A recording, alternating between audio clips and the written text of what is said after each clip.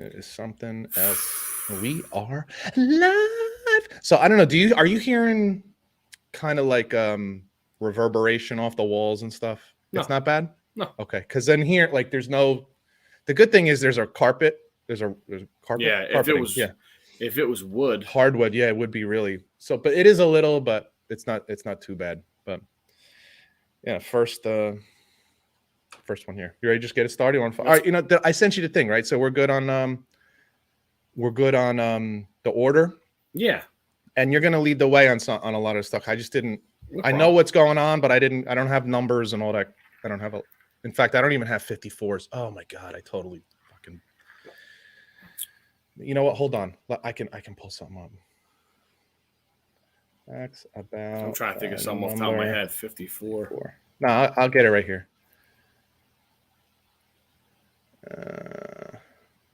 Yeah.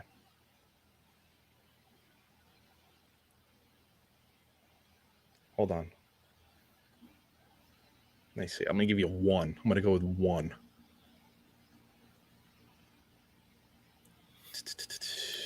If I can find the 1, Jesus. Oh, okay, I got one. All right, where the hell are we? All right, you ready? Yes, sir. I wanted to add. Maybe I'll start with this. I have like the AFC quarterbacks. No, we got to leave with the championship game. Well, I got to get in there sometime because I'm just looking at the difference between AFC quarterbacks and NFC quarterbacks. Yeah, it's night and day. Oh, NFC's going to have some problems, dude. What's up, everybody? Welcome to Bump and Run. I'm Pete Colasano, live from Atlantic City. My first podcast live in Atlantic City here. Here, as always, with my good friend Scott Bracey. What's going on, dude? Good afternoon. Congratulations on the new place, my friend. Yeah, it's coming along. It looks quite lovely. A TV, so that's half the battle is having a TV. Yes, it is. I was telling a friend yesterday. They were like, "How you doing?" And I'm like, "The TV's working, and now it feels like home." So that's always when you can settle in and just watch the TV with a cocktail. You're like, okay, man, you're making this sound like the Carousel of Progress at Disney World right now. Well, listen, because the first 2 days I didn't have any, I had no TV because Comcast with their delivery system, whatever, they didn't get their stuff here on time. So I had nothing. It's like, look at your phone, read a book. Ugh. And I don't read books. So no, I did. But anyway, so yeah, so we're moving in. It's happening little by little and it's becoming home. So that's kind of nice. Good. I have to tell you, like the first weekend of NFL playoffs, I think both of us and maybe other people were, I think disappointed is a little overstatement, but we were underwhelmed by the games. And we talked about how maybe the expansion to the playoffs wasn't worth it because the teams that made it probably shouldn't have made it. They both lost.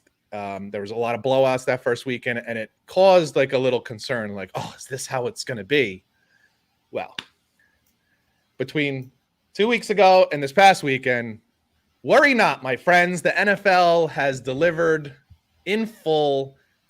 AFC, the cream of the crop. Oh my goodness, the AFC NFC championship games did not disappoint. Get us started. What did we say? Although I have to say, even though the NFC game was close, it was a little bit of a yawner. And I don't know if that's just because of the way the Niners play. Yeah, that's their style. They're a grinded out kind of team, and that's their style. You want to start with that one? Let's go to the first game of the afternoon in Arrowhead Stadium. Upset City. Kansas City loses. They blow a huge lead. And Cincinnati pulls it out 27-24. Was that game 21-3 at one point? It was. Tale of two halves for both squads, my friend. Well, what's interesting is that it might have been a tale of a little bit more than two halves. Like it kind of started at the very end of the first half. When KC got greedy? So Cincinnati scores a touchdown. Analytics again, bro. Analytics. Oh, dude, we are way ahead of the curve with everybody else here. I hear your friend, Colin Cowherd, starting to come around on the idea of, these are people Your analytics don't take into consideration momentum and all of the kinds of things we've talked about. They should have kicked it, Kansas City. Like Cincinnati made. Exactly. So, Cincinnati scores. Kansas City comes right down the field, and they get down there. And either you can blame Mahomes for throwing it in the flat, or you could just say, go kick the field goal, take the points. 24-10 sounds a lot better. Well, if you notice, he didn't know they were out of timeouts. After the play was dead, he's going to call timeout. No. And realized that they didn't have any. That's unacceptable. That's not good. Right. For a guy that's unacceptable. For a guy that's been a 4 straight championship games, that's not a good start. Man. All right. This stuff does happen. Tom Brady thought it was 3rd down against the Chicago Bears, and it was actually 4th down. But that was also a game in October. Yeah, and this is a championship game. Yeah, that was the last game they lost that year, by the way.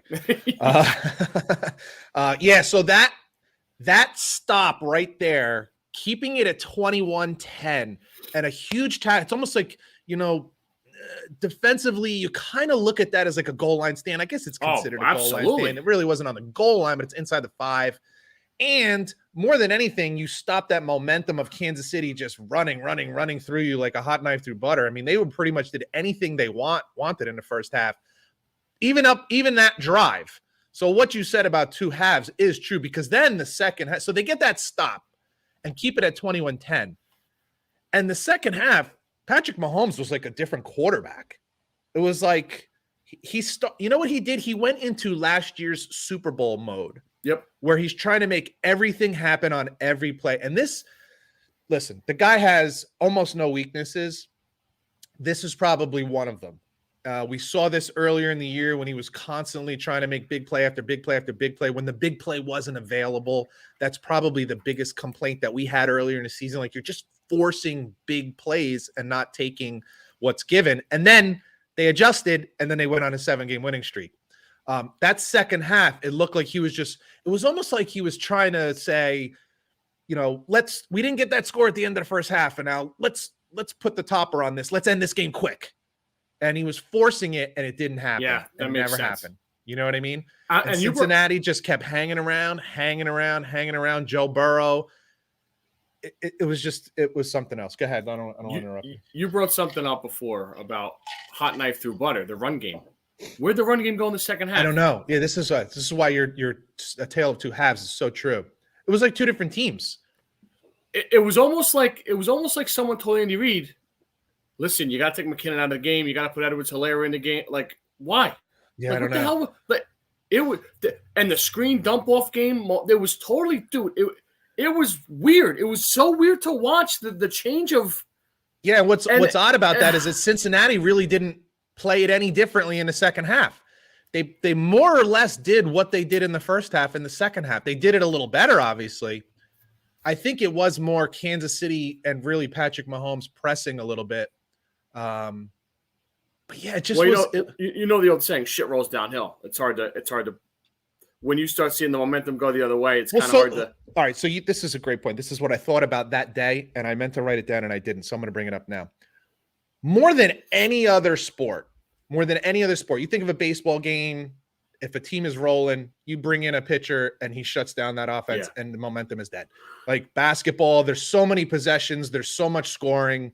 Momentum is like, there's a pendulum in basketball. One team scores 6, the next team scores 9, and they go back and forth. Yep. But in football, it really is like, once one team really starts rolling, it is hard. It is hard to stop them.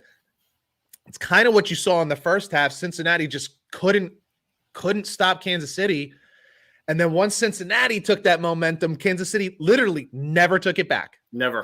They never took it back. And it's, man, that might be one of the most fun, exciting things about football is that momentum switches. And, if you're a Kansas City fan, you're like, what the hell? Like, come on, just start. And those players it ain't happening, man. It just isn't happening. Like, we can't stop this moment. It's an odd thing, man. It's almost like this invisible, energy field that you're pushing against. And sometimes you just can't turn it in the other direction. It's wild like that. So we're going to get into this in a little while, obviously, about Eric Bieniemy and coaches. Yeah.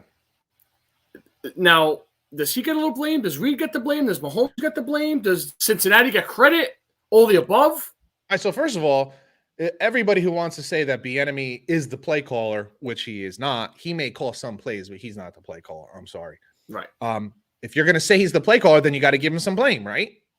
Like you can't kill Leslie Frazier for the last drive and overtime for the Bills against Kansas City if you're not going to kill Bieniemy now. You got to be fair. If he's the play caller, then you got to give him some of the blame, right? Definitely. There's a lot there. I give Andy Reid, you got to give him some heat too. Like I didn't see like adjustments. I didn't see them doing anything different. And then you got to wonder, and this is what I'm saying, whether it's us or anybody else talking about this, without being in that locker room or on the sideline, it's really difficult to say what they did do and what they didn't do and who this falls on. Maybe they made adjustments and Patrick Mahomes just kept trying to force it where he felt like forcing it, running around. You know, he does that run around thing, and sometimes he just makes magic happen. You're like, dude, there's nobody in the league. He did it twice in the first half. And then he does it other times, and it costs him. Yeah. You know, costs him. So, you know, it almost cost them at the end of the game where he scrambled and got sacked and ended up making it a significantly longer field goal than it needed to be, but they made it anyway. Yeah. But, you know, on the other side of the ball, you can't really say enough about Joe Burrow. It wasn't like he had. We're gonna try. Yeah, it wasn't like he had this phenomenal game, and this time of year especially, it comes to, for what you're seeing now with Cincinnati. I'm trying to word this properly. That's why I'm not like getting this out. I'm like can't spit this out really well. Especially this time of year when everyone's really good. If you've made it to the championship weekend, all four teams are really good. Okay, even if you're surprised that you're there, I remember when the Steelers made it as a wild card. You're really good. You're either really good or you're rolling, right? And a lot of it is going to come down to belief in yourself and belief in your own team, belief in your coaches, belief in your teammates. And I tell you what, man, you talk about a guy who has turned around opinions, belief systems in an organization that has been more or less dysfunctional for like 30 years. 25 years, yeah. And he's done it in a year and a half because we forget that he lost a half a year last year. It's pretty stunning because those guys buy into Joe Burrow. They truly believe. And this is why I compare him more to Joe Montana than some other people say like oh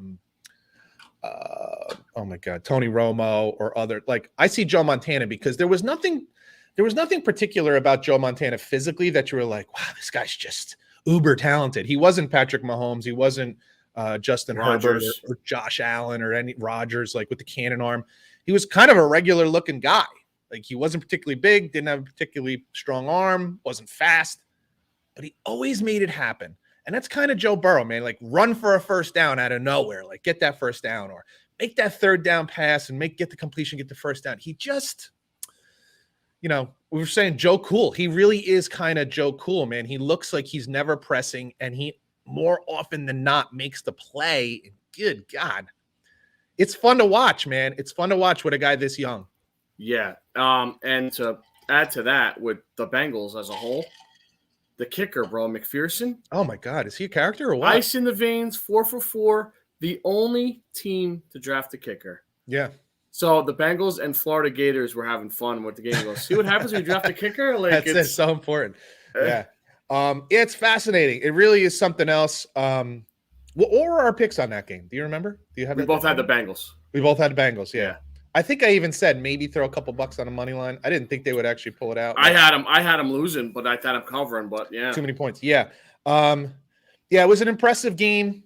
But there's just something about teams that kind of have that. There's like a magic.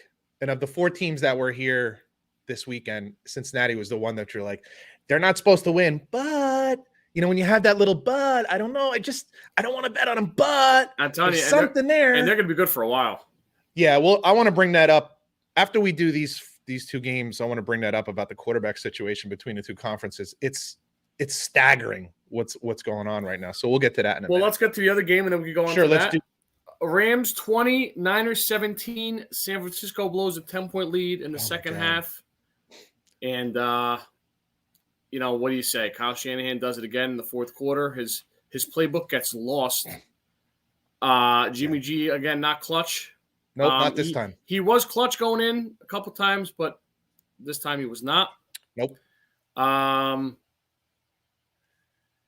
one of the things we've talked about before is that a lot of these type games, they don't come down to, they come down to individual plays and players making plays. It's not so much scheme as it is players making plays. And in this particular game, it was a player not making a play. Tart. The interception that wasn't, is that the player's name? Like, I don't know. His first name's like Tradowski Tart or something like that. Oh, yeah. Wow. I mean, you talk about, that was basically a punt return. That ball was right in his face with no one touching him, and you don't pick that thing off. You think he got a good night's sleep yet? Oh, dude. Like, you could put that guy, and I'm not trying to even be funny here, you could put him on suicide watch because that's the kind of thing that'll throw you into a depression, because if he makes that interception, that game is over. That game is over. So did the Rams win the game or did the Niners lose the game? I think it's a little bit of both. I got to give some credit to the Rams defense. Well, first of all, you got to give credit to the Niners defense, because for a while there, 49ers weren't moving the ball. They didn't have much going on. And Rams were moving the ball, but they weren't getting points. They were kind of moving the ball. They just weren't getting points. That's again, man, this is as bad as even a game as you're going to see played. And it kind of comes down, we've talked about this so many times now, it's getting ridiculous, but like these games come down to like a half a dozen plays. There's 80 something plays in a football game. And really it comes down to about 5 or 6. And in this one, it's really kind of what it was. I don't know who won, who lost. It's a little bit of both. No, It really is. It really is a tough one to say because it's a little bit of both, because, the Rams made plays down a stretch. It wasn't, it was a double-digit deficit. So it wasn't just the one play that held, got them back. It was more than that. But, as we, when we look back at when the 49ers played Kansas City in the Super Bowl, listen, San Francisco was winning that game for 3 quarters. And anybody remembers is that Jimmy G missed a wide open guy down the middle on a post route, right? And you say, well, that's the whole game right there. Well, it's obviously more than that. Like the game is more than that. But you look and you're like, this one play, you make that play, you win the Super Bowl. And while I'll say the same thing with this game, obviously there was more than that. The Rams did some of the things that they do. Matthew Stafford did some of the things that they do. But boy, one play, and if he makes it, that game's over. So you could say that one play cost them. When I think of a team lost the game more than the other team won, I think of like a bunch of penalties, a couple turnovers, missed opportunities.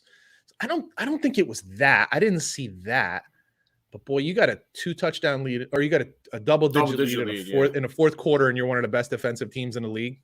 You got to win that game. I'm gonna pull a Joe Biden here and do the wizard. You got to win that game. Like you have to win that game.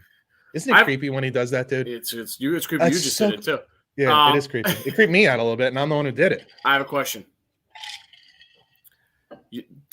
Everyone assumes this is it for Jimmy G as a Niner.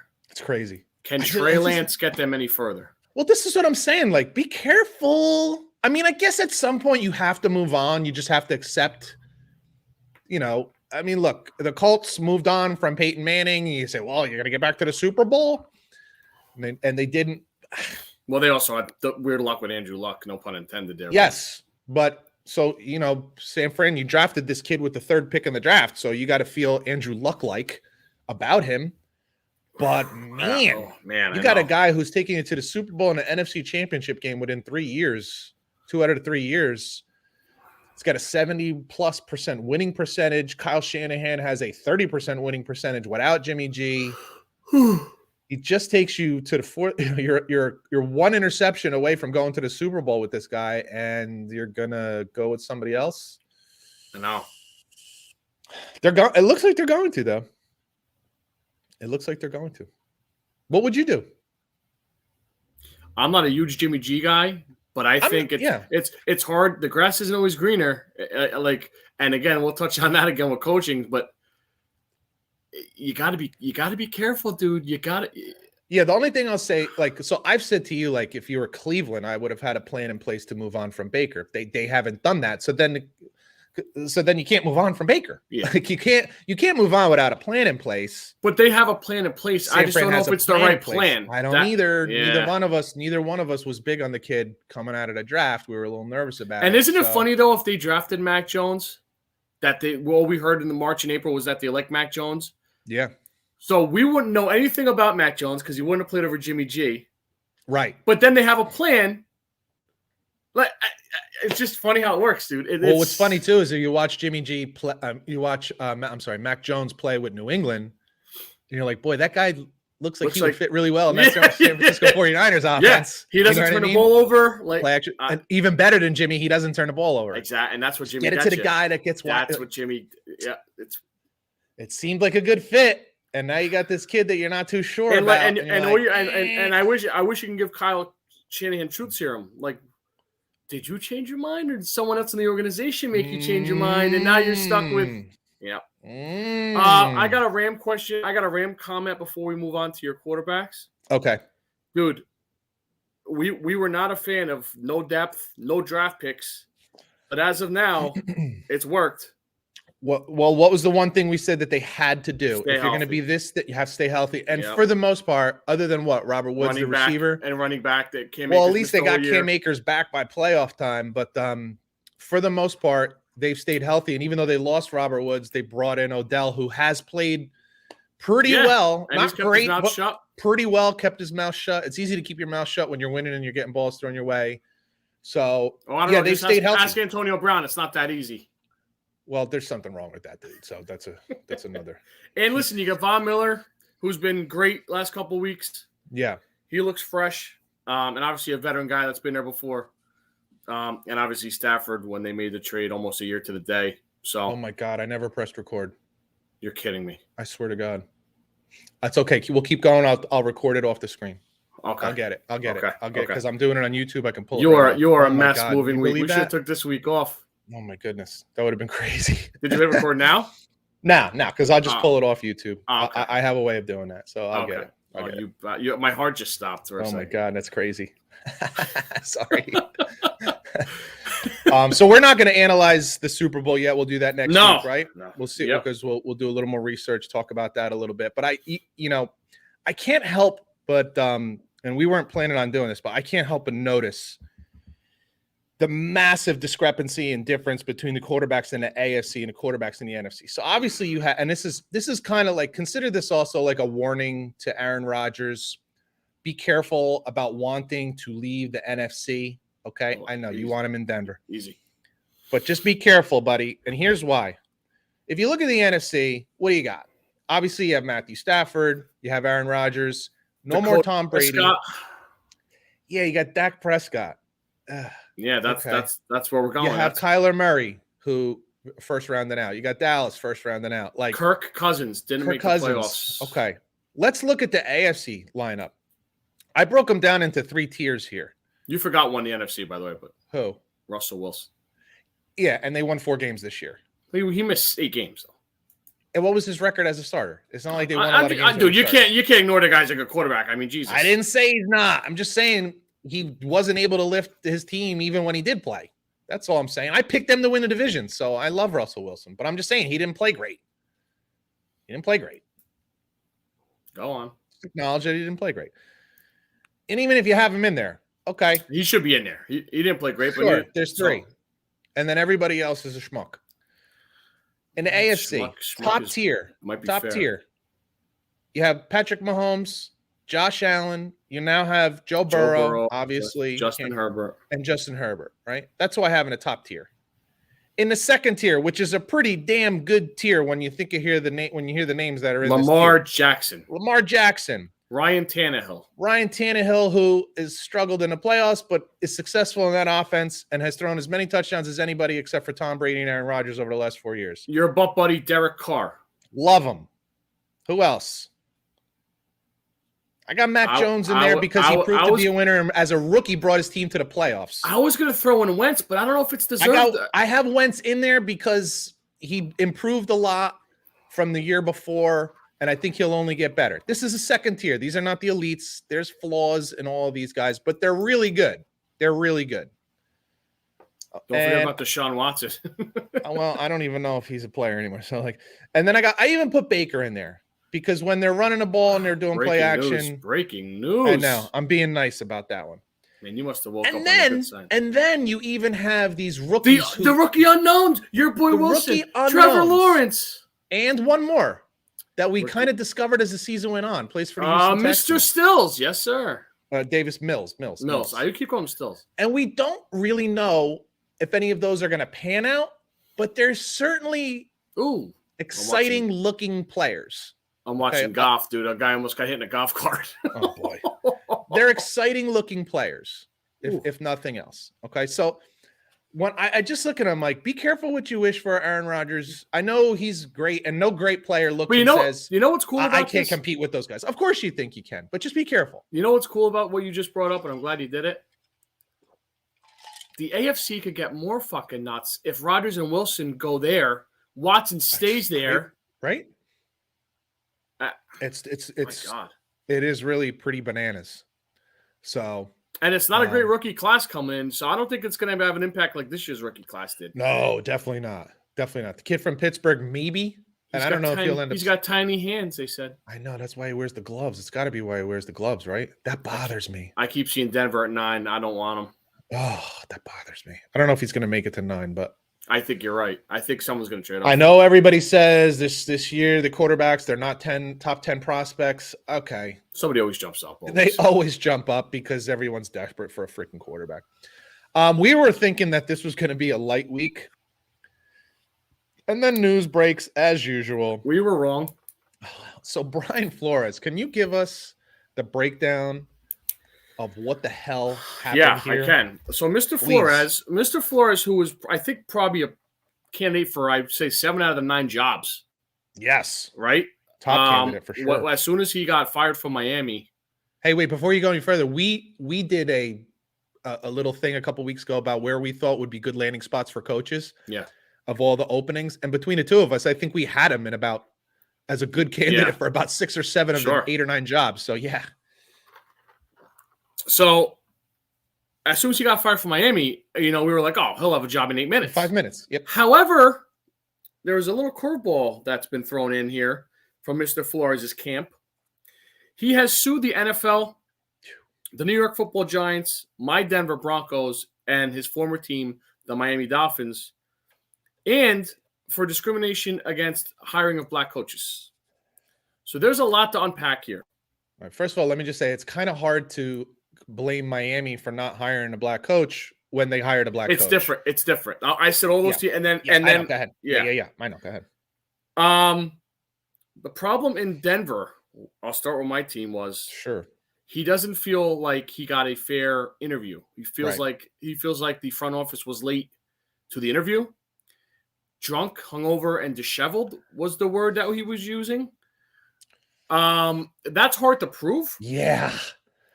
That's a ballsy comment to make against a NFL legendary player that has never shown anything other than pure class. And I know he's one of my favorite players, but I don't see you disagree with me here, fighting me on this. So that's a tough thing to make. The Giants situation is where he used to work for Bill Belichick with the Patriots. This is where it gets interesting. He is close with him. Bill Belichick is close with the Giants organization.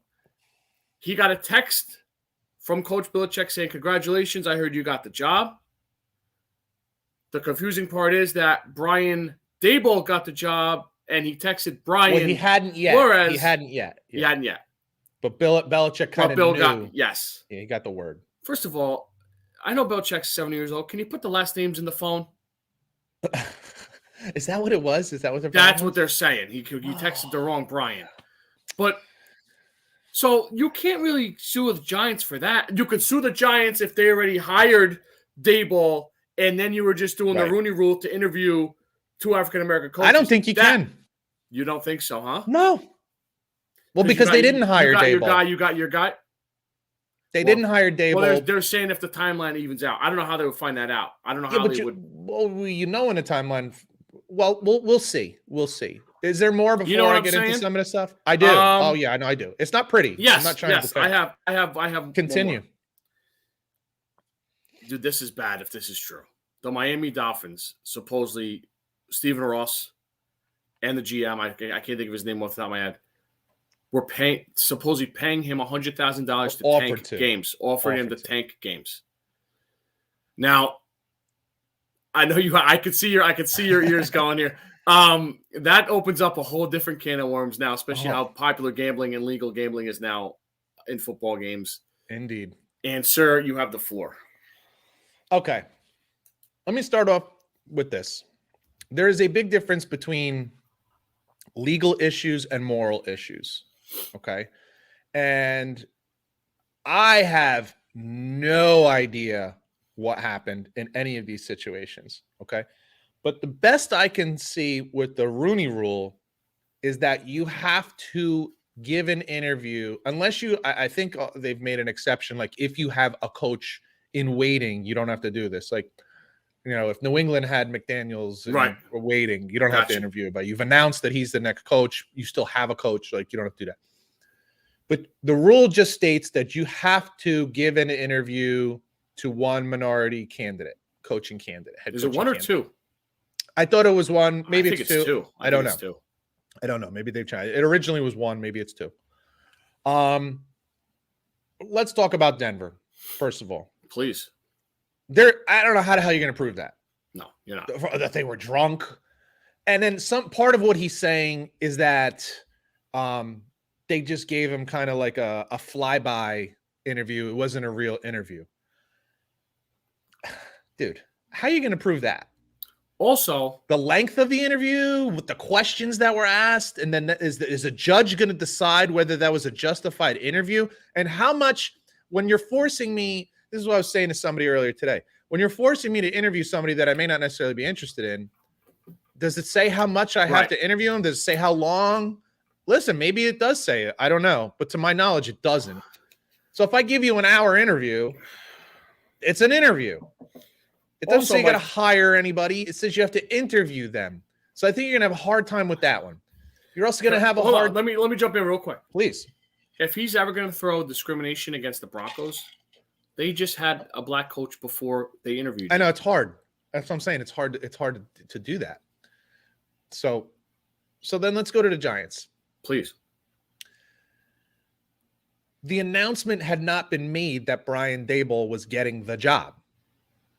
Correct. So when he got this text from Belichick, what he was getting was secondhand information. I'm not saying it wasn't that it wasn't finalized internally, but the decision hadn't been made. Did he get the text message before he interviewed? Yes. He said, I didn't even interview yet. Yeah, see, that was part of the text. It's like, I haven't even interviewed yet. Yeah, okay. But there was no official hiring yet. And here's why I bring this up.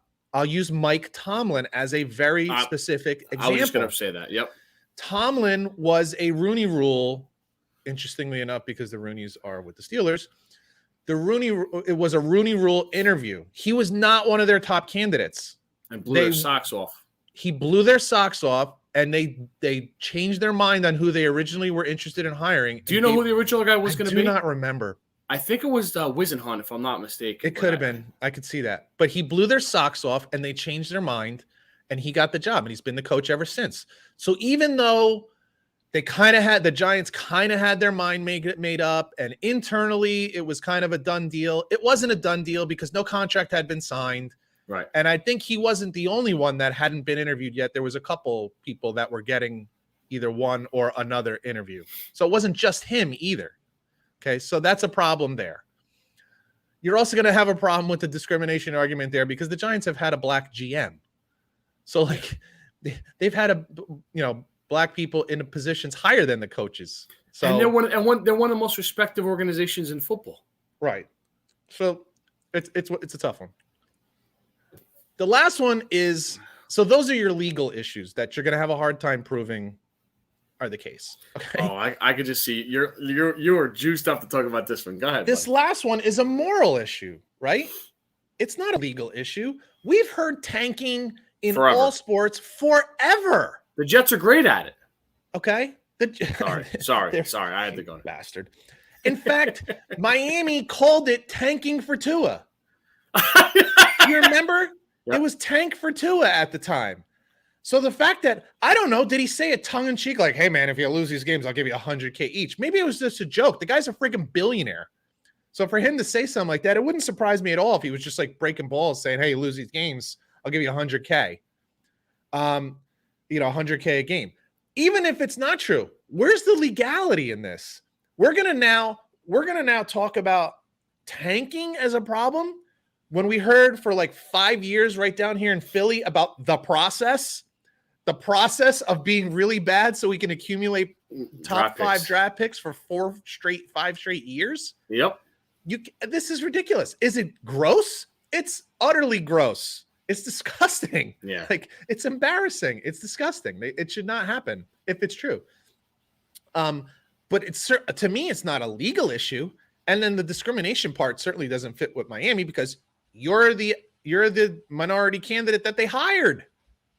Now we can argue that they fired you and you were wrongfully fired, but they made it pretty clear that you're kind of like a prickly guy to work with, and they didn't want to work with you. Oh, by the way, they had a black GM too, so it's not going to work. It's Greer, right? Isn't that the GM that I'm talking about? Right. Greer. Yeah. So there's the moral part of it, which is the Dolphin stuff. It's ugly and it's distasteful, but I don't know what do you think you're going to do with that? There's no legality there, not that I can say. And then you're going to have a hell of a time proving discrimination with the other two. It's just hard. And there's one more thing. There was one more thing. Some of this stuff so one of the things, I'm going to preface it with this, because Flores was asked, do you think you're still going to get coaching jobs, or do you think this is going to be held against you? And he said, of course I want to coach, but I think it had to be done because change needed to be made. Well, if it was so important, he's talking about the Dolphin stuff specifically more than anything. If it was so important to you, why didn't you bring this to light in 2019 when it happened? If it's about the cause and the Denver thing, how many years ago was that? 4 years ago. If it was about the cause, why didn't you bring it up then in 2017?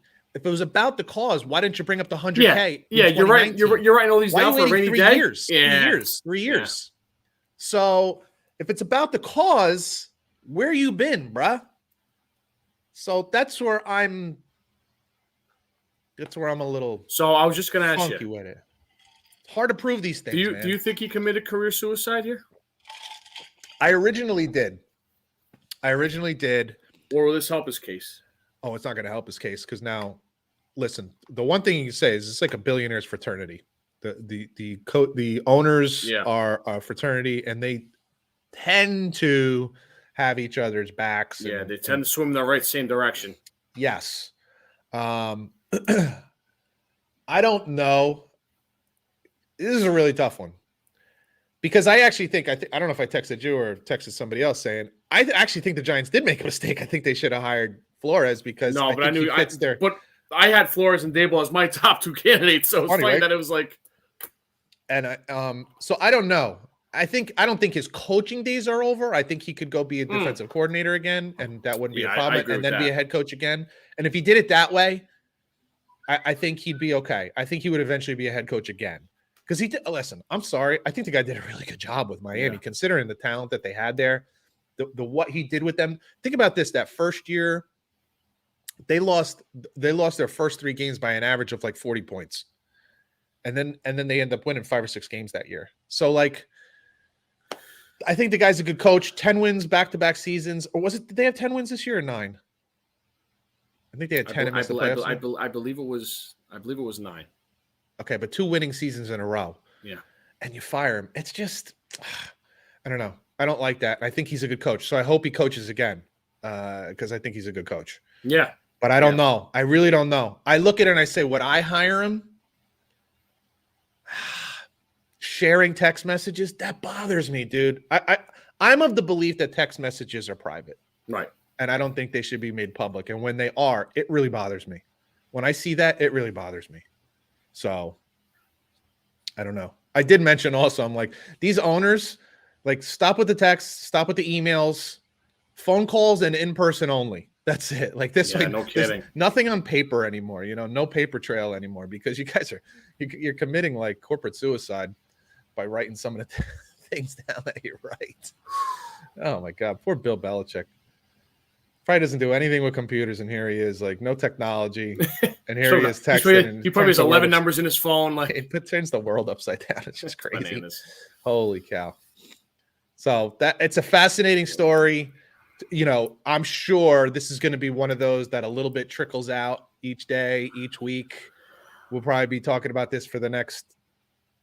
I don't know. Do you think he's going to get a head coaching job this year now? I don't anymore. No, I don't think so. It's a tough one, right?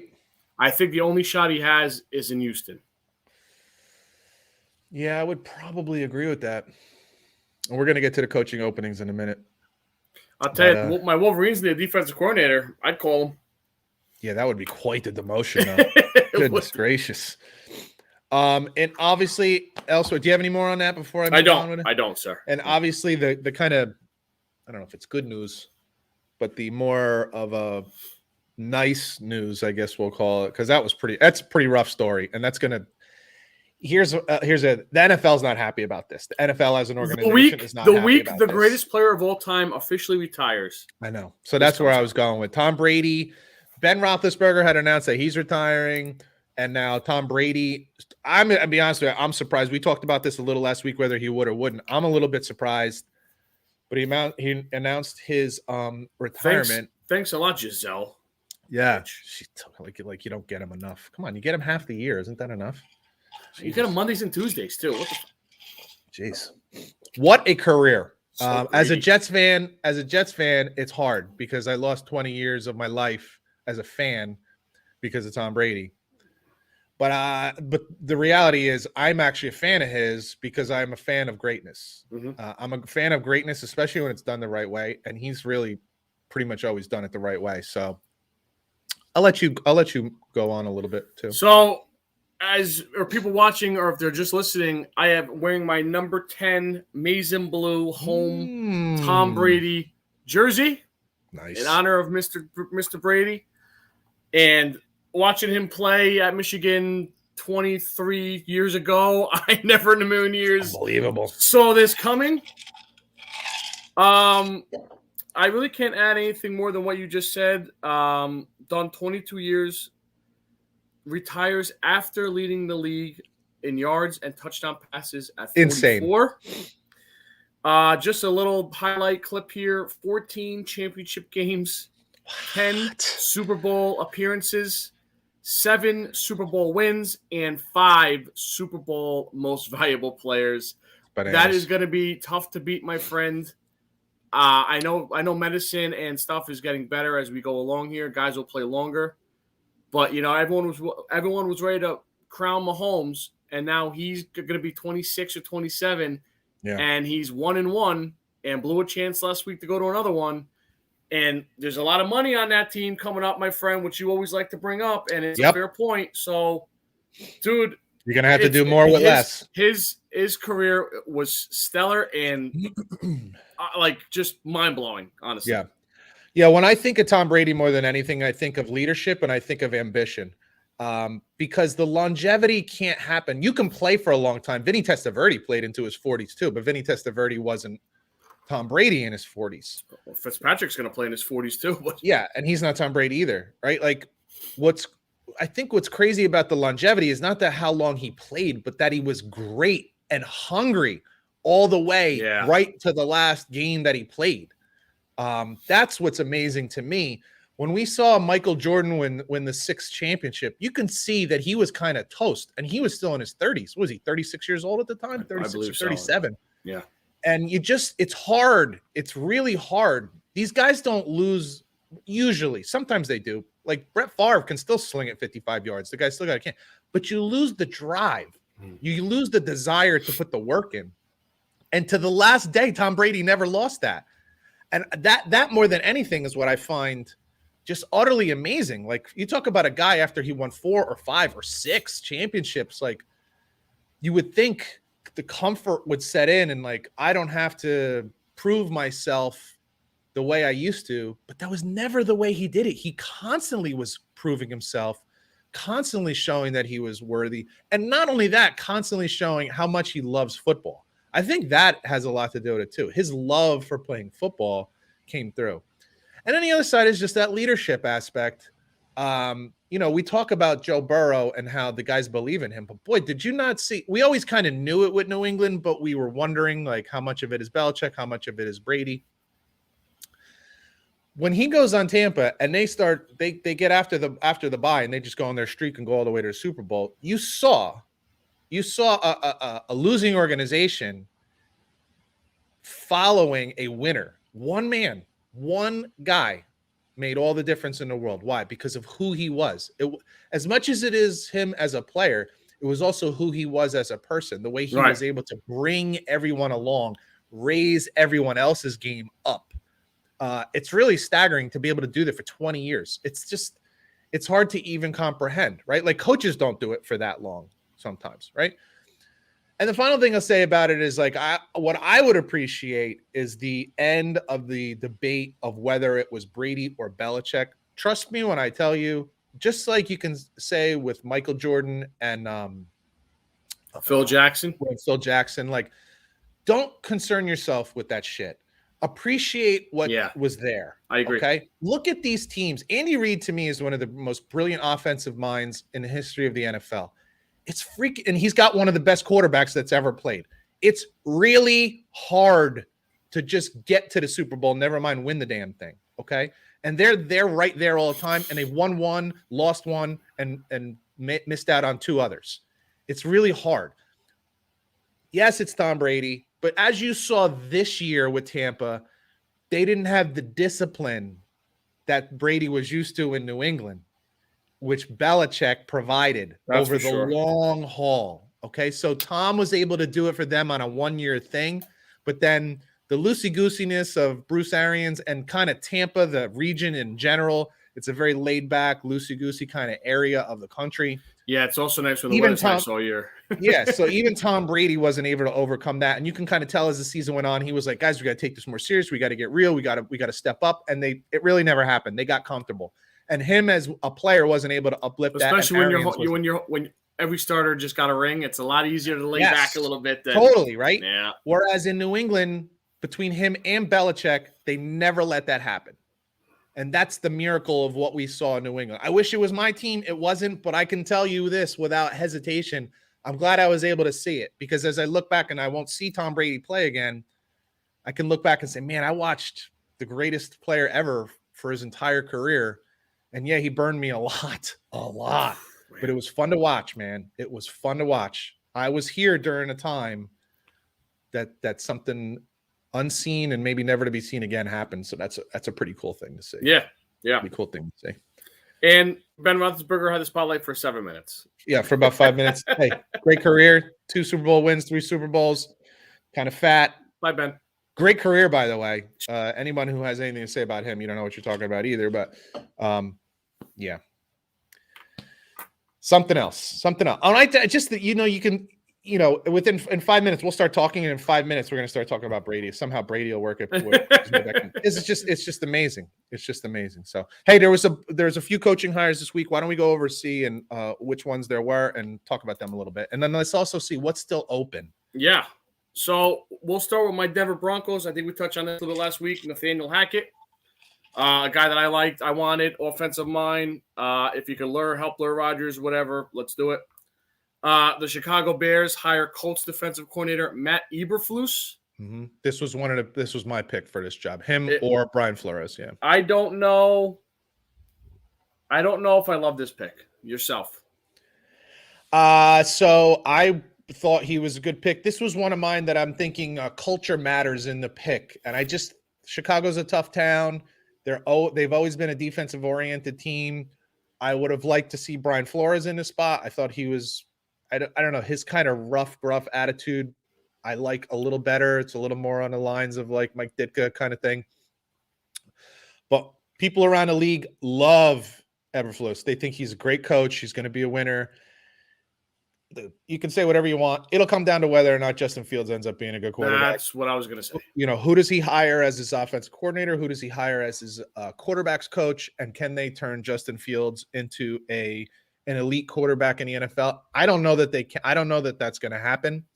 Or can you do what Baltimore has done and just say, figure out what Justin Fields' strengths are, what his weaknesses are, and amplify the strengths and diminish the weaknesses, and just do what he's capable of doing and see what you can do with that. I don't think that wins you championships, but that can win you a lot of games like we've seen with Baltimore. So I like the hire. I would have liked to see Brian Flores instead, but I like the hire. I'm okay with that. With the Denver hire, I'm going to ask you, like, so one of the problems I have, we talked about the fact that there's a trend in the NFL, like it's all offense now. Everybody's tends to go with an offensive guy. And I get it because the league is very offensive oriented. They're protecting receivers, certainly protecting quarterbacks. So I understand why you want to go in an offensive direction, especially coming off Fangio. The issue I have, and this is what makes me nervous, this is kind of the Nagy, Bieniemy. We've seen this with other coaches who were coordinators, but they weren't play callers. And Hackett, go ahead. Zach Taylor. I know, and he almost got fired. How's it working out for him now? It's working out just fine, but let's just not pretend like even during the season this year, he almost got fired. Well, you can't let me. You gotta let me counter with good news if you're gonna throw me bad news. I could throw it back out. We can go back and forth a little bit on this. We can go back and forth on this. He almost didn't even make it to the season, which, to your point, would have been a sin, right? That would have been a sin. Right. My point is just to say that makes me nervous because he's not the play caller, and I don't know how much of the offense he's actually coordinating when Matt LaFleur is the real offensive mind behind what they do. Do you think they had to go offensive though? Do you think it was the right move going offensive side? I think the Denver Broncos. Their last two coaches were defensive. I know. It didn't work out. I got no problem with going on an offensive guy. And that's what I mean. I don't know enough about Hackett. I just say that makes me nervous. The idea that he wasn't a play caller makes me nervous.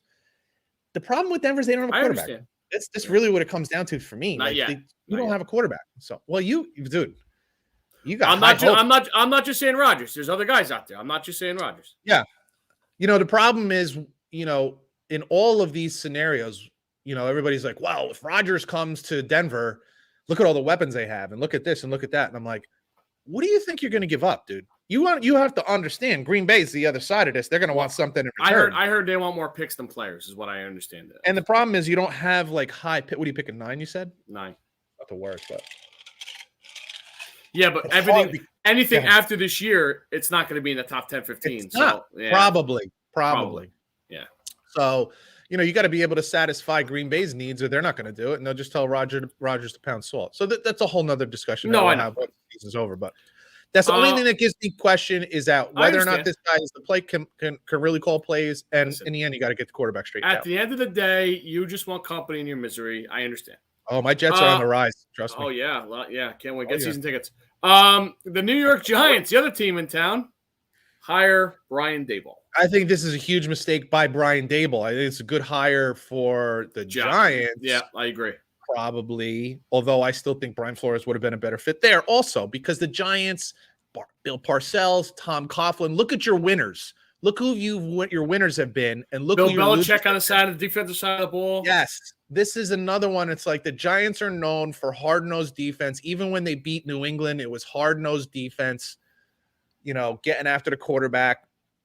I just think there's certain cultures. So I don't know. I like Brian Daboll. I just think he would have been a better fit somewhere else. And as far as Daboll himself making a decision to go there, I think this was more of a comfort choice than it was a smart decision. You don't have a quarterback. And you don't have one. He might like Jones though, dude, because he's kind of built like Allen. I know he's not Allen. I'm not saying he's Allen. Yeah, I know you're not. He's built like him. I just and to be fair to Jones, I'm not a Giant fan or a Jones lover, but to be fair to Jones, he's really had no luck. None. No, I agree totally. The organization's been horrible. He's been banged up. They basically told him to sit out this year so we don't get you killed. I know. There's a lot wrong with the Giants right now. And I think by the end of the year, we looked at it as like we thought they were probably the worst team in the NFL. So I just think a guy like him. When you're running a quarterback sneak at 3rd and 9 on your own 5 out of the wishbone, you're the worst team in the NFL. Yes.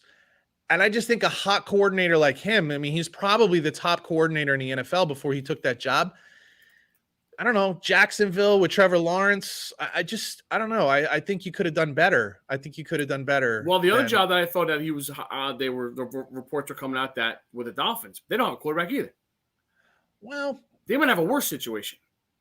They don't have a worse situation than the Giants. Well, if he's coming from a guy, he wants a big guy that's mobile. Tua's not that guy. No, but Tua did put them on a 7-game winning streak this year also. Yeah, he did, but winning games, you know, 16, he played well. He played well. You know, maybe even the Vikings would have been a better position for Daboll. Like the Broncos might have been a good position. Now you're talking play caller and offensive mind, and yeah, I don't know. I thought he could have done better. I don't think the Giants is a great job right now. I think it's a bad job. But do you know what I was telling my Giant fan buddies? And not that I'm like end all be all of opinions, but look how fast the Bengals turned it around. It's possible if you get the right situation, you could turn around fast. What do you need? Days. What do you need? Quarterback. Gotta have a quarterback. Gotta have a quarterback. The last team that has officially hired a coach, the Las Vegas Raiders and Josh McDaniels. How are you with this one? I got to be honest with you. I think it's very bizarre. I think a lot of players there are pissed that in Vegas it's not Bisaccia. They were fighting for Bisaccia. But the owner and the GM, but the owner and the GM, well, the owner obviously has to make a decision good for the team. Right. But when you hire a Patriot GM, it's kind of easy that what's coming after that is a Patriot player, a Patriot coach. And that's what happened with the Giants too. We go back to the Brian Flores thing. Isn't it a Buffalo guy who got the GM job? And then he hires Daboll? Yep. Like it's not as obvious of why it was a discrimination case. It's because there's a connection there. It's not discrimination. There's a connection. Correct. So anyway, but I don't know.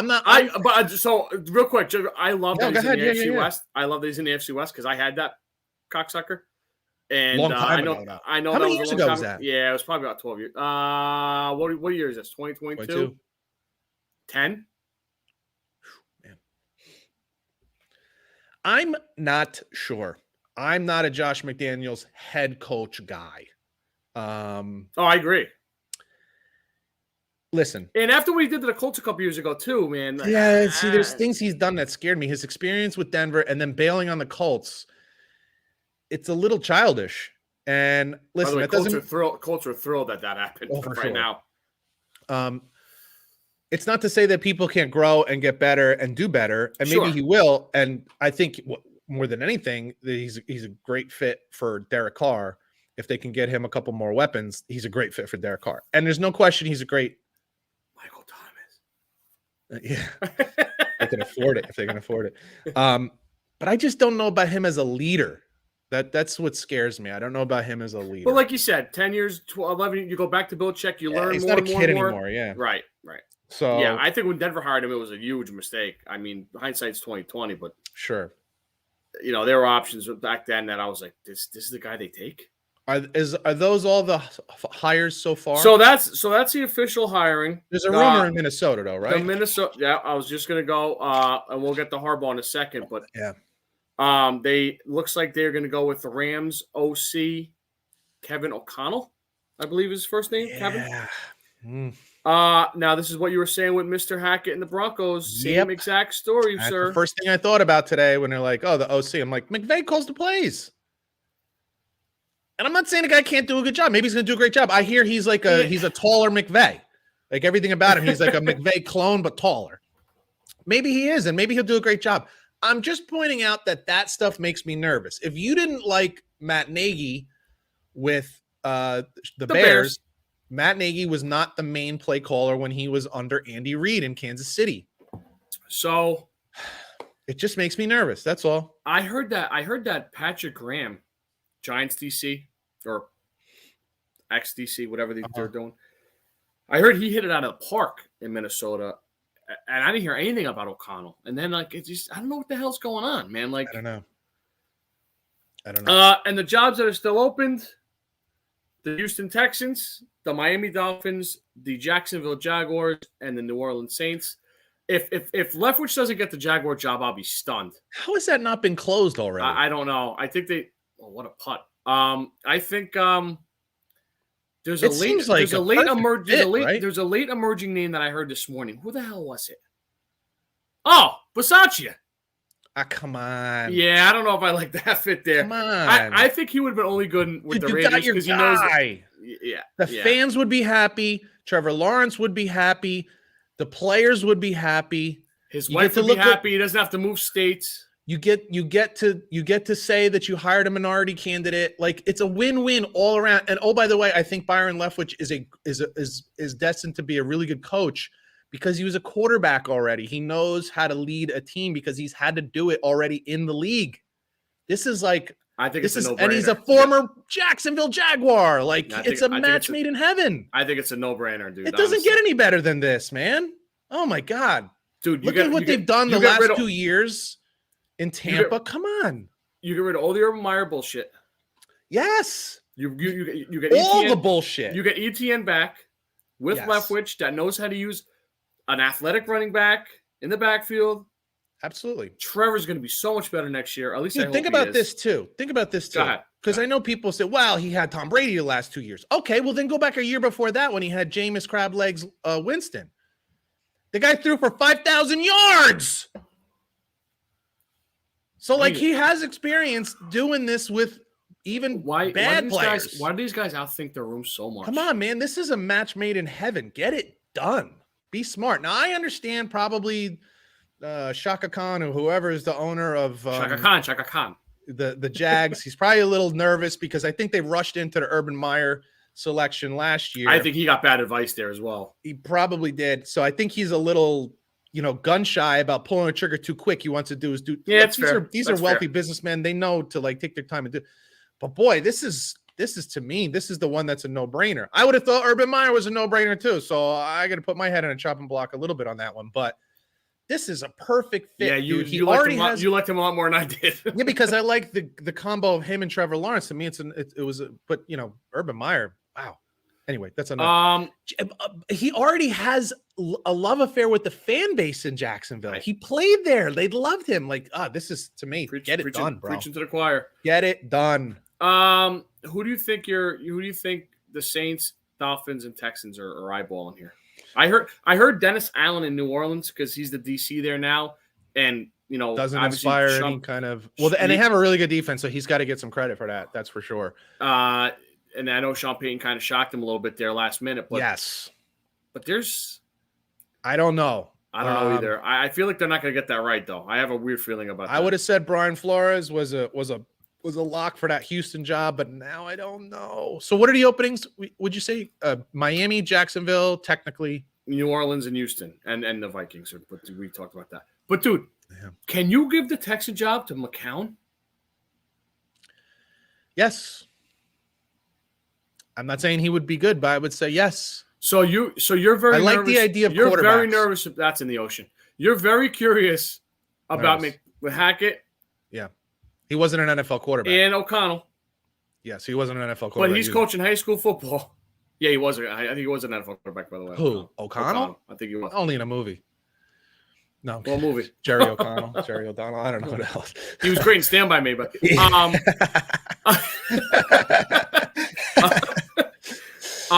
and you'll be happy with a guy that's. I didn't say I'd be happy. You said, "Can he do it?" I said, "Yeah," because he's. Well, you can do it. Doesn't mean you're going to last long. Listen, you can see when a guy. You can see that a guy has leadership skills. That's what I'm saying. There's no doubt. Nobody has any doubts that Josh McCown has. Would you have hired Deion Sanders? I would not have. The guy has leadership skills. I would not have.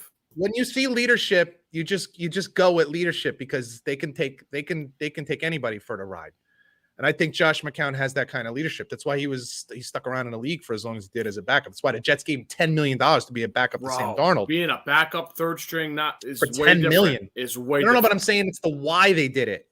I'm not saying it's the same gig. I'm saying it's why they did it. Because now you got to worry about the backup center driving drunk out of a. Dude, there's a million things that come along with that. It's crazy.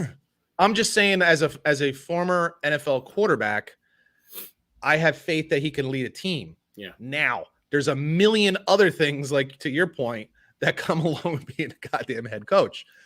But I would think in front of a camera, which is important for a head coach, and leading men, yeah.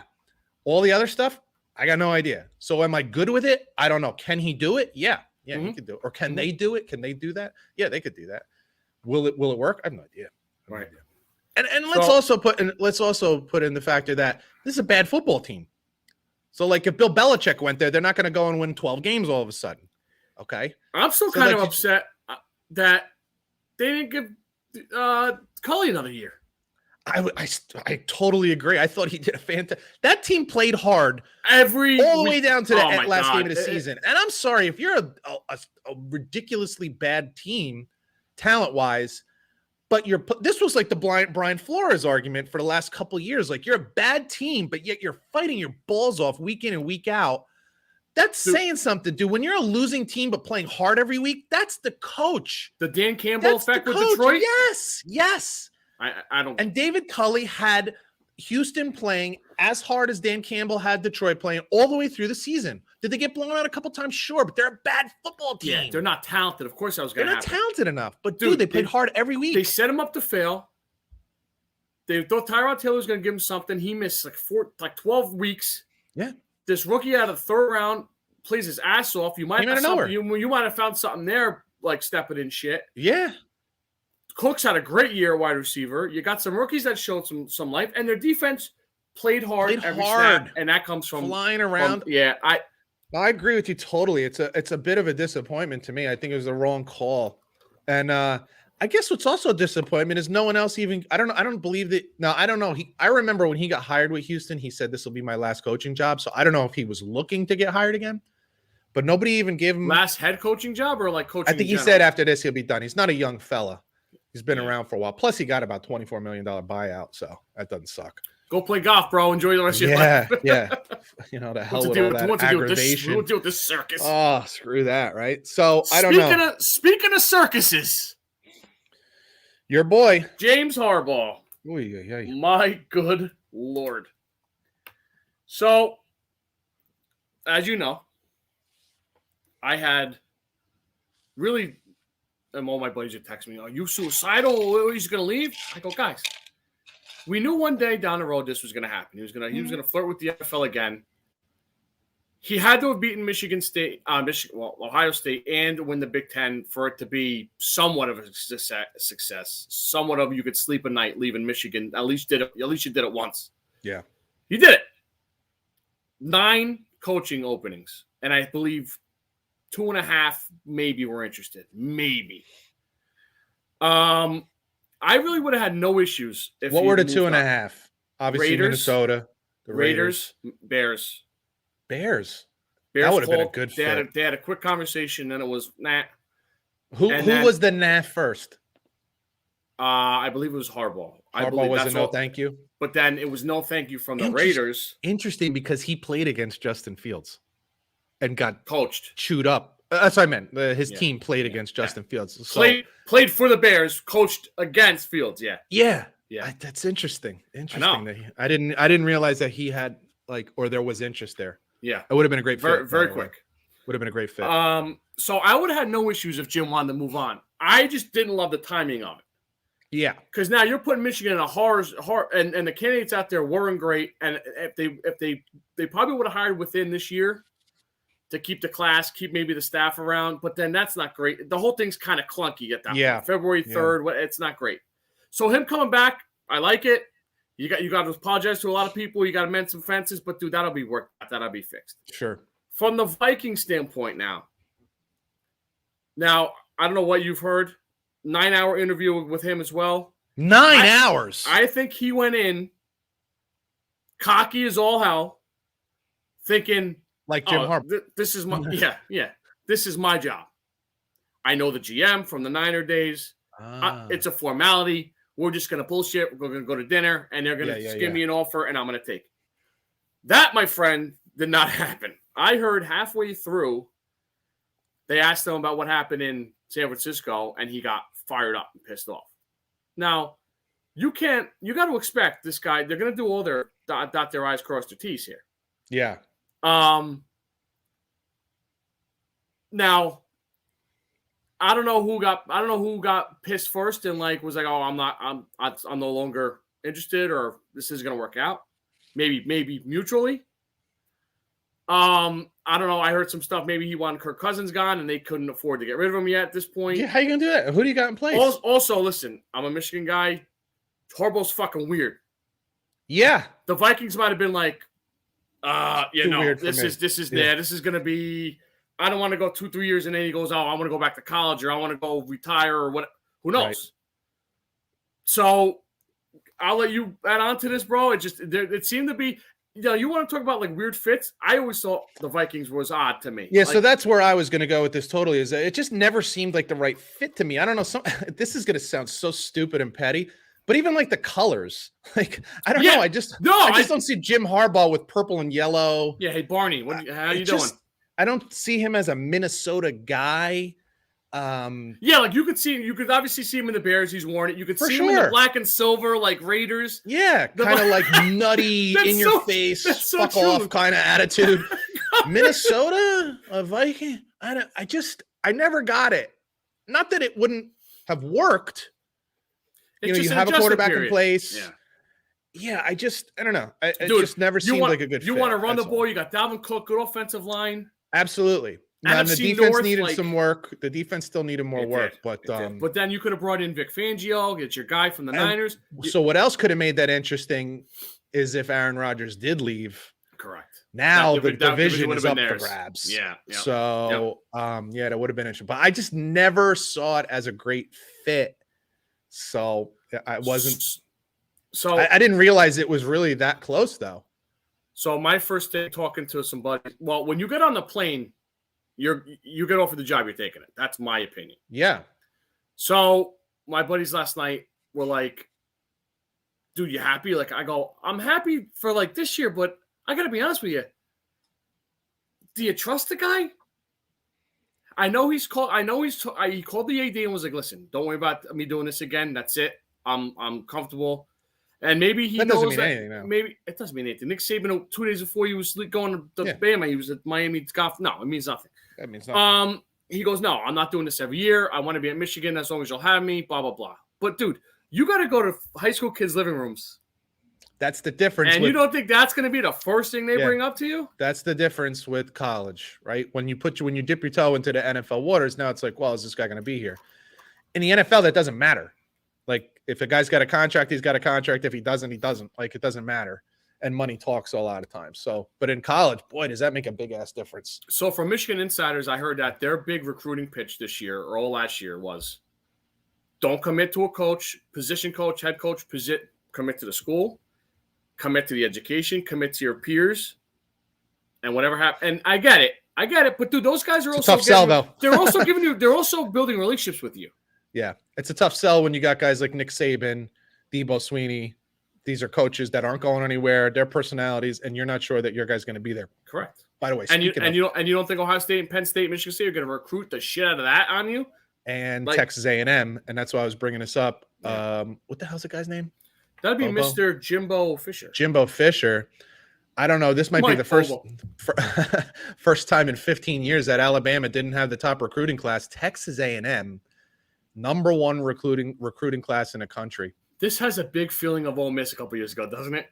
Well, now it's not illegal, right? Now you could just say, yeah, you want to mill? Did you see he snapped? Yeah, what did he say? Can you tell me about that? Because I didn't see it. Can you say what he said? So Jimbo Fisher was in a press conference, and he kind of went nuts on the media a little bit. But what did he say? So Kiffin and a couple guys in the SEC were like, oh, man, using the NIL packages, huh? You got a little million here, a little million there, blah, blah, blah. And Jimbo went bananas.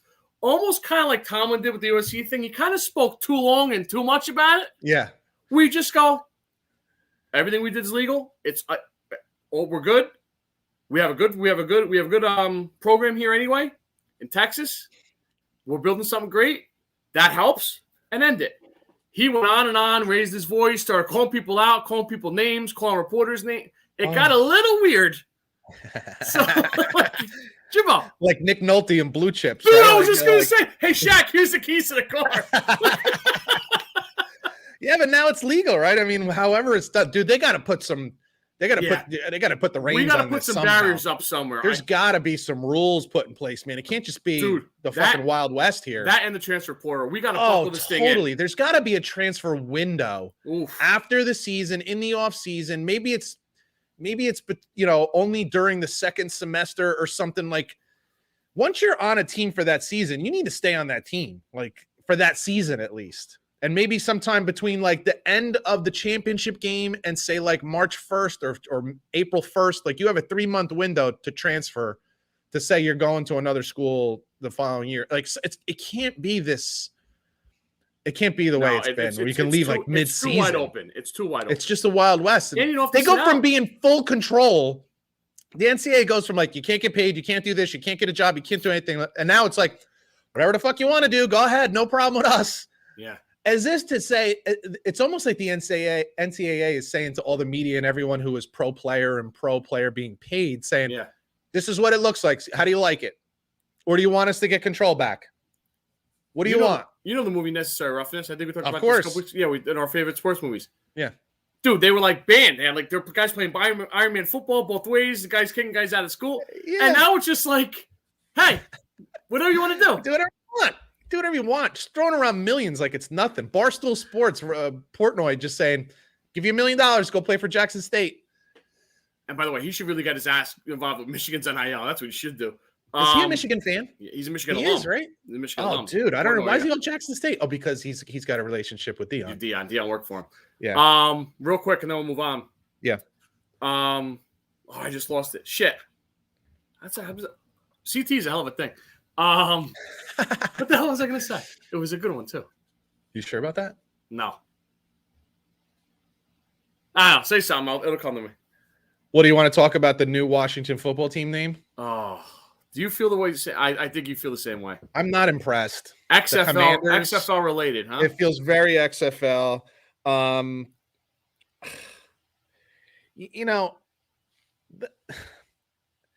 For everyone who's out there listening, you're wondering how'd they come up with that? Trust me when I tell you, these names got pulled and pulled and pulled.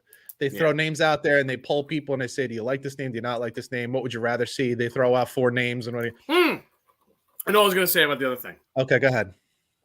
So there was a player that was committed to Michigan way back when, decommitted, committed to Arkansas. Yesterday, pulls that out and commits to Campbell. What? Not Matt Campbell at Iowa State. Campbell University? Yes. What? Now, how do you explain that? Is it NIL related? But what are they going to offer you that Arkansas can't offer you? I guess Arkansas wasn't offering it. You can't listen. There's 100 guys on a college football team. You can't offer everybody $1 million. And he's a safety. It's not even like he's like the Jamar Adams safety. I don't know. Trade. Maybe it's close to home. I don't know. My buddy Tommy, could give him credit. He's a listener. He gave me the text, and I'm like that's weird. And I Googled it. I'm like, oh, like Campbell. I thought like Matt Campbell. Like I've heard of Campbell in basketball. Like sometimes Campbell makes the they make the tournament sometimes as like the 64 seed. And lose by 38 to Kansas on Friday afternoon. So the Washington Commanders. I don't love it. They tested this. It's been poll tested, and this is what they came up with. I would have liked to have seen something with hogs. Yeah, that would have been fun. Even Red Hawks, Red Tails, either something red or something with hogs. Warthogs would have been pretty cool because then your fan base that's already kind of in that mindset. It was always like the hogs up front, the linemen and everything. It was kind of who they already were. It would have been a better fit. I don't know. It's just odd. I think I would have rather stuck with Washington football team than the Washington Commanders. We'll get used to it, but it is a little. Eventually. I don't know. It's just weird. The problem is? The problem is that there was already a tradition with the Redskins. So like when a new team comes in and you're like, oh, Carolina Panthers and a Jacksonville Jaguars, boy, that was really creative. You couldn't come up with anything other than like Wild Cats. Okay. But whatever, that's all they ever were. So like the disappointment doesn't last long because it's just, there wasn't anything before it. So now the problem with Commanders is you're comparing it to Redskins and it sucks compared to Redskins. And it's always going to suck compared to Redskins until everybody that knows Redskins dies. So like they're kind of screwed for like 70 years. What would you have? What were you thinking? They had their choices out there, but I didn't love any of the choices that were out there either. When Washington hockey team? Didn't they go with it was the Ottawa. It was like the Senators. I always thought the idea of like Senators because I don't know. I didn't like. How about the options very Admirals good. or like Admirals or Senators, like something? I don't know. Like, I don't know if I love any of them because you're comparing it to Redskins. you know what I liked? Redskins. Yeah, yeah, and so did pretty much everybody else, and that includes Indian Native Yeah, Americans. absolutely. Most of them actually did. It was a small minority that didn't, which makes it even dumber. But whatever. That's enough talking about that. I think that's all we got, right? 54s, man. Hey, what are you watching this weekend? Well, I'm not going to watch. You're watching it right now. I'm not. I'm watching a little golf. Man, this is where my juices start to get flowing here. February, man. You're watching Pebble Beach. You're like, oh my god, you're craving that warm weather. Yeah. I'll probably watch some golf, a little pro-am. I'll tell you, I want to try to get in a little bit of college hoops just to get ready for the brackets. But, dude, I can't sit on a couch all day and watch 8 hours of college basketball anymore like I used to. I will give you some college hoops here. I'll give you some. Here's what I'm watching this weekend. Go ahead, and you make the point. We're working our way out of football. We have one football game left. Neither of us has been excited about college basketball. I think a lot of it has to do with the one and done has worn us out. You can't even tell who's on teams anymore. Like, I don't know who's on Duke. I don't know who's on Kentucky. I don't know who's on these teams anymore. You know, the days of like Christian Leitner being there for 4 years and Bobby Hurley being there and Grant Hill being there. Used to be able to name the starting five on about 12 teams. I can't name your 12 players now. I hated Georgetown, but Patrick Ewing was on that team for 3 or 4 years. Like, you know, you got used to seeing these guys and you know, St. John's and Georgetown going at it all the time. And I just don't. UConn and Syracuse after that. But now with the one and done, it's hard to follow a team because you don't even know who's on the team anymore. And COVID killed college basketball last year. Like, you couldn't even follow it and guys not playing. And now it's just unwatchable. But it is that time of year. They were playing Sweet 16 games on Tuesday nights. It's just bizarre. So they kind of hurt themselves. But it is that time of year. Football's running out. And you got to watch something. Gonzaga versus BYU this weekend. Now, Gonzaga is the number 3 team in the country, I believe. They're 17-2. This was a game that scared people at the end of last year because BYU in the conference tournament against Gonzaga had a big lead against Gonzaga, and Gonzaga came back and won it, and that's how they ended up with a 1 seed. Gonzaga 17-2, BYU 17-6. You can catch that game on ESPN. Is that a late tip? It's an ESPN game, and I think it's a 9:00 tip, so it's not that late. Okay. And I talked about this team at the end of last year, and I talked about this player at the end of last year as someone to keep your eye on. Nope, I'm going to the NBA. Oh. And I'm going. You're going to what? I'm going to the NBA. Yes, they still play in the NBA. The Memphis Grizzlies are playing Orlando. And now here's the reason why you could watch this, number one. It's a 5:00 start on Saturday, which is odd. So it's like it won't have any competition if you can get to the game, like if you have the package or if you get it through some streaming apps or whatever. Memphis is the number 3 seed in the West right now. I know. This is they're 36-18. I told you this was an up-and-coming team. And why? Because maybe the most exciting young player in the NBA right now resides on this Memphis Grizzlies team, and that's Ja Morant. He is a stone-cold killer. He is a cross between Allen Iverson and Kobe Bryant. He kind of has the game of Iverson where it's more like a slashing, driving, short jumper. He's not a great three-point shooter, although he's improving. So his game is very Iverson, but his attitude is very Kobe. He is a cutthroat killer, and he don't give a shit. Him and some of his teammates were talking shit on LeBron yesterday in tweets and an interview. They don't care. And they even said afterwards, I'm not apologizing for anything. We're here to win games. Bring it. You want to beat us? Bring it. They played the Knicks last night, and he didn't particularly play great. The Knicks they're going in a wrong direction. They're not playing particularly well. So that's a 5:00 game on Saturday. And of course, the Olympics. Are you interested in the Olympics? Not one bit. I don't have a lot. I like the curling a little bit, and I like the bobsledding. About that, man, that's probably it. Yeah. My guess is at some point it'll find its way onto the TV because nothing else is on, and I'm flicking through, and it's like, I'll watch this for a couple minutes, but I'm not terribly interested. But listen, if that's your thing, especially some of the lady listeners out there, the Olympics are this weekend. Before hey, you know what? Do your 54s here. Give me that real quick. Number 5. Episode 54 in the book. 3-time Super Bowl champ, 2-time second team All-Pro, 2005 Comeback Player of the Year, Patriots linebacker and ESPN analyst Teddy Bruschi. Number 4, one of the most underrated players. I remember when you coached me, you loved this, talking about this guy.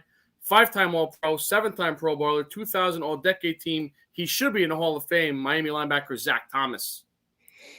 Number 3, 9-time All-Star, 1978 World Series champ, 3-time saves leader. He's played for 9 teams, Goose Gossage. Number 2, 7-time All-Star, 16 World Series champ, 2016 World Series champ. Part of 300 number save club, current Yankee closer Aroldis Chapman. And number 1, 4-time All-Pro, 8-time Pro Bowler, 2000 Rookie of the Year, 2005 Defensive Player of the Year, 2000 All-Decade Team, Bears Hall of Fame linebacker Brian Urlacher. Beautiful. I got 2 facts for you here. Number 1, you didn't know, and number 2, I think you might have known. There are 54 countries in Africa. How about that? Nice. Bet you didn't know that one, right? I did not. And this one you might know. I Fewest points ever in an NBA playoff game was the Utah Jazz. They scored 54 points against the Chicago Bulls. The Bulls won that game 96-54 on June 7th, 1998. How about that? Wow. How about that? They must Let me throw this out. They must have had some bad pizza. Yeah, it was 54 points in an NBA playoff game. You're a playoff team. Ugly. And that was probably the finals. Because you're playing a play. Yeah. That's pretty putrid. Before we go, I want to throw this out there. We appreciate you guys listening, and it's been growing every week. We are closing in on 2,500 listeners. Okay, 2,500 listeners. That's 2,500 listeners for you other gym teachers out there like myself who don't do numbers. So we ask for your help. Share the video, share the podcast, tell somebody about it, maybe just send a link to somebody and get us across that 2,500 mark. Pretty unbelievable thinking that just slightly over a year ago there were 0 and a year later 2,500 listeners. Pretty incredible. So thank you for that. Thank you, everybody. Keep sharing. Please push that out there for you. That's about it. You got anything else to go? That's it, buddy. Stay safe. Enjoy getting that apartment squared away. Oh, yeah. I got to get to work right now. For Hey, Scott Bracey. Throw the golf on. That's how, of course. You'll get no work done. For Scott Bracey, I'm Pete Colasano. You've been listening to Bump and Run, and we'll catch you guys next week. Later. All right. Cool, dude. Awesome. Very good. Yeah. I can't believe you forgot to hit record. Oh, because we got to talking, and I have everything in a different spot than the old place, and I just didn't do it. But what I'll do is I have a program that'll pull the audio off of the YouTube video. That's beautiful. So it won't be a big deal. All right. And I'll get to work on that right now. Thanks, buddy boy. All right, dude. I'll talk to you later. All right, bud. Later. Bye.